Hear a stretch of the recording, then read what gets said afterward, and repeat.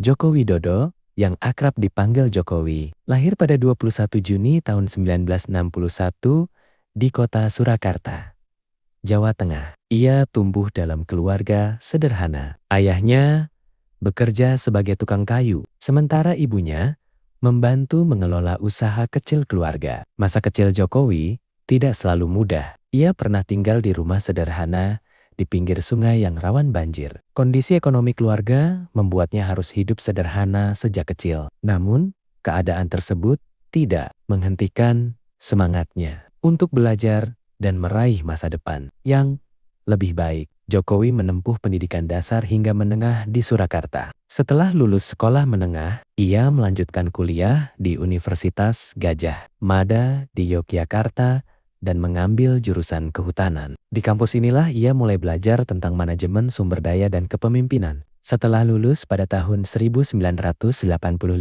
Jokowi sempat bekerja di sebuah perusahaan kayu. Namun, beberapa tahun kemudian, ia memutuskan untuk membuka usaha sendiri di bidang mebel. Usaha tersebut perlahan berkembang hingga produknya dipasarkan ke berbagai kota di Indonesia, bahkan sampai ke luar negeri. Keberhasilannya di dunia usaha membuat Jokowi dikenal di kalangan pengusaha mebel di Surakarta. Dari sinilah ia mulai aktif dalam organisasi pengusaha dan semakin dikenal oleh masyarakat. Pada tahun 2005, Jokowi memutuskan terjun ke dunia politik. Ia mencalonkan diri sebagai wali kota Surakarta dan berhasil memenangkan pemilihan. Selama memimpin kota tersebut, ia dikenal dengan gaya kepemimpinan yang sederhana dan sering turun langsung ke masyarakat. Keberhasilannya membenahi kota Surakarta membuat namanya semakin dikenal secara nasional. Pada tahun 2012,